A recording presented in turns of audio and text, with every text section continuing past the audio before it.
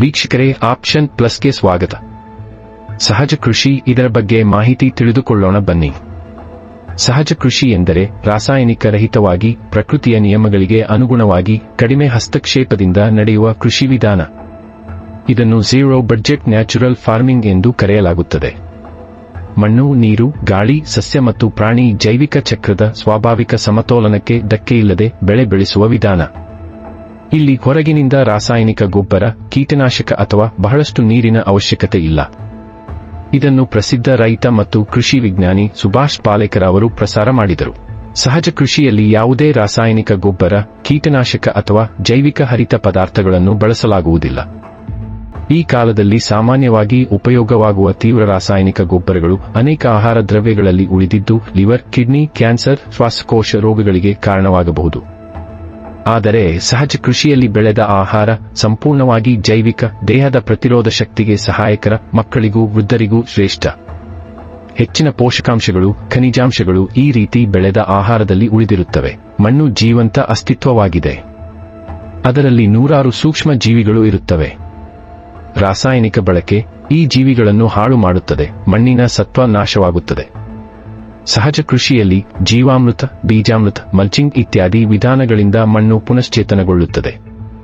ಈ ಜೀವಾಣುಗಳು potassium, phosphorus ಇತ್ಯಾದಿಗಳನ್ನು ಉತ್ಪಾದಿಸಿ ಬೆಳೆಗೆ ಆಹಾರ ತರುತ್ತವೆ. ಮಣ್ಣಿನ ಗುಣಮಟ್ಟ, ತೇವಾಂಶ ನಿರ್ವಹಣೆ ಉತ್ತಮವಾಗುತ್ತದೆ. ಅದರಿಂದ ಮಣ್ಣು ಉತ್ತಮ ಫಲ ಕೊಡಬಲ್ಲ ಶಕ್ತಿ ಹೊಂದುತ್ತದೆ. ಸಾಮಾನ್ಯವಾಗಿ ರೈತರು 1 ಎಕರೆಗೆ ರಾಸಾಯನಿಕ ಗೊಬ್ಬರ, ಕೀಟನಾಶಕ ಔಷಧಿ, ಇತರೆ ಪದಾರ್ಥಗಳಿಗೆ ಲಕ್ಷಾಂತರ ರು ವೆಚ್ಚ ಮಾಡುತ್ತಾರೆ. ಸಹಜ ಕೃಷಿಯಲ್ಲಿ ಎಲ್ಲಾ ಗೊಬ್ಬರಗಳು ಮನೆಮದ್ದುಗಳಿಂದ ಮಾಡಬಹುದು. ಗೋಮೂತ್ರ, ಗೋಮಯ, ಬೆಲ್ಲ, ಹುರಿದ ಬೇಳೆ, ಮರದ ಎಲೆಗಳು, ಹುಲ್ಲು ಮುಂತಾದವು ಬಳಸಿ ಕಡಿಮೆ ಖರ್ಚಿನಲ್ಲಿ ವ್ಯವಸಾಯ ಮಾಡಬಹುದು. ಇದರಿಂದ ರೈತರಿಗೆ ಹಣ ಉಳಿತಾಯ ಆಗುತ್ತದೆ. ರಾಸಾಯನಿಕ ಕೃಷಿಯ ಪರಿಣಾಮವಾಗಿ ಭೂಮಿಯ ಫಲವತ್ತತೆ ನಾಶವಾಗುತ್ತಿದೆ, ಜಲಮೂಲಗಳು ವಿಷಕಾರಿಯಾಗುತ್ತಿದೆ. ಸಹಜ ಕೃಷಿಯಲ್ಲಿ ಈ ಎಲ್ಲವೂ ಪೋಷಣೆಯೊಂದಿಗೆ ಬದುಕುತ್ತವೆ. ನ್ಯಾಚುರಲ್ ಇಕೋ ಸಿಸ್ಟಮ್ ಅಂದರೆ ಜೈವಿಕ ಚಕ್ರ ಸಮತೋಲನದಲ್ಲಿರುತ್ತದೆ. ರೈತನ ಭೂಮಿ ಒಂದು ಸಜೀವ ಜೈವಿಕ ತೋಟವಾಗಿ ರೂಪಾಂತರಗೊಳ್ಳುತ್ತದೆ. ಸಹಜ ಕೃಷಿಯಲ್ಲಿರುವ ಶ್ರೇಷ್ಠ ಅಂಶವೆಂದರೆ ಇದು ಪ್ರಕೃತಿಯೊಂದಿಗೆ ಸಹಕಾರದ ಕೆಲಸ.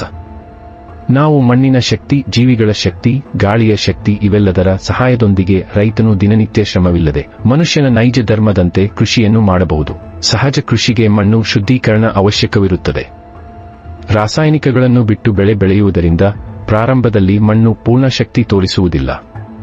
ಆದುದರಿಂದ ಮೊದಲ 1-2 ವರ್ಷಗಳಲ್ಲಿ ಬೆಳೆಯ ಬೆಳವಣಿಗೆ ನಿಧಾನವಾಗಬಹುದು, ಇಳುವರಿ ಕಡಿಮೆ ಇರಬಹುದು. ಆದರೆ ಮಣ್ಣಿನ ಜೀವಸತ್ವ ಮತ್ತೆ ಜೀವಂತವಾಗುತ್ತಿದ್ದಂತೆ 3ನೆಯ ವರ್ಷದಿಂದ ಉತ್ತಮ ಇಳುವರಿ ದೊರೆಯುತ್ತದೆ. ಇದನ್ನು ಶಾಶ್ವತ ನೀತಿಯೊಂದಿಗೆ ಕೈಗೊಳ್ಳಬೇಕು. ಸಹಜ ಕೃಷಿ ಮಾಡುವ ವಿಧಾನ ರಾಸಾಯನಿಕ ಕೃಷಿಗಿಂತ ವಿಭಿನ್ನ.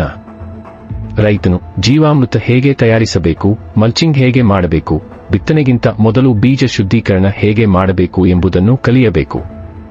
ಇದು ಹೊಸ ಪದ್ಧತಿ, ಆದ್ದರಿಂದ ಸಹನೆಯೂ ಮುಖ್ಯ. ಕೆಲವೊಮ್ಮೆ ತರಬೇತಿ ಸಿಗದಿರಬಹುದು. ಇದನ್ನು ಜಾಣತನದಿಂದ ಕಲಿಯಬೇಕು. ಸಹಜ ಕೃಷಿಯಿಂದ ಬೆಳೆಯುವ ಉತ್ಪನ್ನಗಳು ಟೆಕ್ನಿಕಲಿ ಆರ್ಗ್ಯಾನಿಕ್ ಆದರೆ ಗ್ರಾಹಕರು ಅದು ಸತ್ಯವಾಗಿದೆ ಎಂದು ನಂಬಲು ಪ್ರಮಾಣಪತ್ರ ಬೇಕು.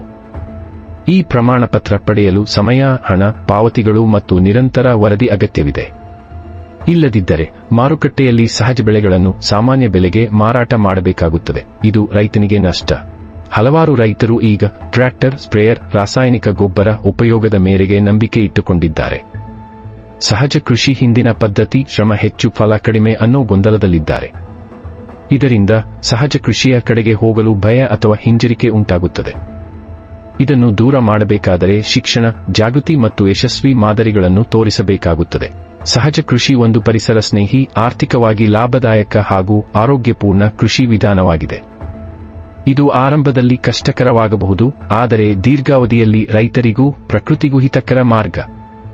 ಈ ಮಾಹಿತಿ ನಿಮಗೆ ಉಪಯುಕ್ತ ಎಂದು ಅನಿಸಿದರೆ ದಯವಿಟ್ಟು ಲೈಕ್, ಶೇರ್ ಮತ್ತು ಸಬ್ಸ್ಕ್ರೈಬ್ ಮಾಡಿ. ಮುಂದಿನ ವಿಡಿಯೋದಲ್ಲಿ ಮತ್ತೆ ಭೇಟಿ ಮಾಡೋಣ. ನಮಸ್ಕಾರ.